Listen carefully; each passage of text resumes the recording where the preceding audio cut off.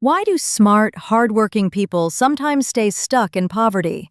It's not always about income, and it's not always about discipline. Sometimes the real problem is how scarcity changes the brain itself. Because when money is constantly tight, your brain switches into survival mode, and survival mode is terrible at building wealth. Stay with me, because once you understand the scarcity brain, something surprising becomes clear.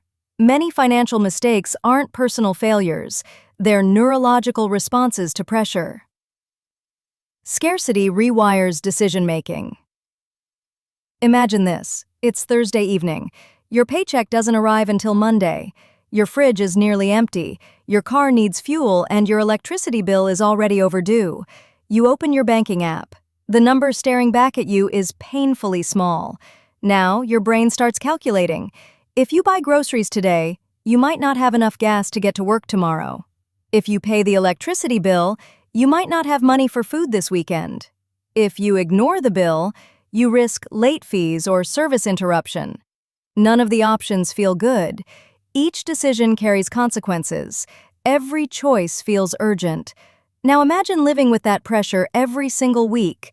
Constant calculations, constant trade-offs, constant uncertainty.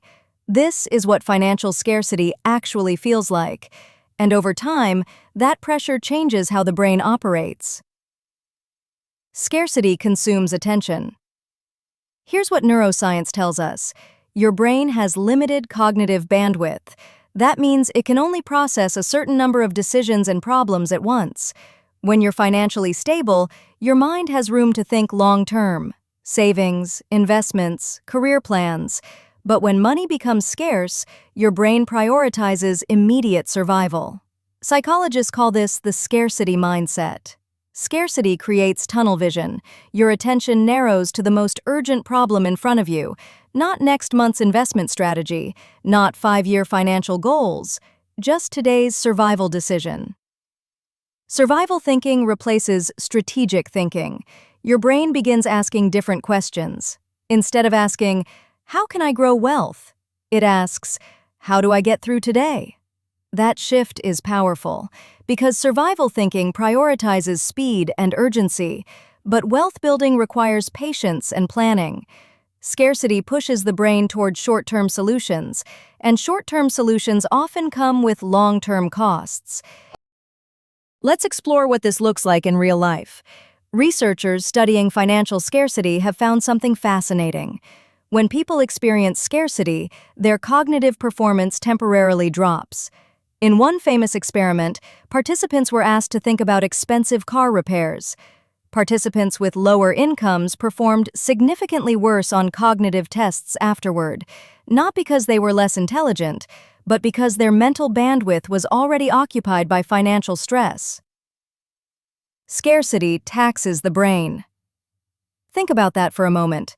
Just thinking about financial pressure reduced mental performance. Now, imagine living with that pressure every day. Bills, rent, debt, unexpected expenses. Your brain is constantly juggling urgent problems, and that mental load makes it harder to focus on anything else. This is why financial scarcity often leads to decision fatigue. When the brain becomes overwhelmed, it begins searching for shortcuts, fast solutions, immediate relief, and sometimes those solutions come in the form of financial decisions that feel helpful in the moment, but create problems later. Temporary relief, permanent cost. For example, payday loans, credit card debt, buy now, pay later purchases, impulse spending after stressful days. These behaviors are often misunderstood.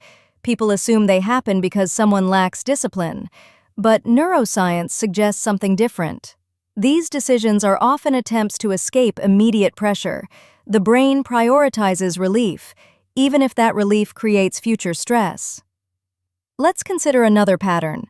Scarcity often leads to time discounting. That means future rewards feel less valuable than immediate ones. When your brain is under financial stress, waiting for long-term benefits becomes harder. Saving $100 for next year feels less important than solving today's problem. Investing for retirement feels distant. Paying today's bill feels urgent. Urgency shrinks the future. Scarcity also increases impulsivity. When the brain is overwhelmed, the prefrontal cortex, the area responsible for planning and self-control, becomes less active. At the same time, the emotional centers of the brain become more dominant. This means decisions become more reactive, more emotional, more immediate, and less strategic. This is why financial stress often leads to what researchers call the scarcity trap. Scarcity causes decisions that relieve short-term pressure, but those decisions often create additional scarcity later.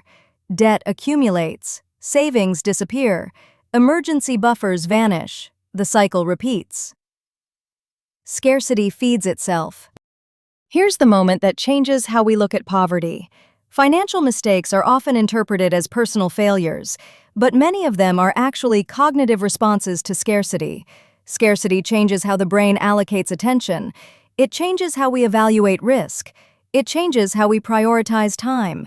In other words, poverty doesn't just reduce resources, it changes how the brain processes decisions. Poverty is psychological pressure. This realization is important because it removes shame. When people understand that scarcity influences cognition, they stop blaming themselves for every mistake. Instead, they start focusing on systems that reduce pressure. Because reducing scarcity pressure restores cognitive bandwidth, and cognitive bandwidth improves decision-making. So how do you break the scarcity brain cycle? The answer isn't just earning more money. It's creating conditions that protect mental bandwidth. Here are 5 practical strategies. 1. Create decision buffers. Whenever possible, create small financial buffers. Even a modest emergency fund reduces mental pressure because the brain relaxes when it knows unexpected problems are survivable. Buffers create breathing room. 2. Automate financial systems. Automation removes decisions from stressful moments. Automatic savings, automatic bill payments, automatic investments.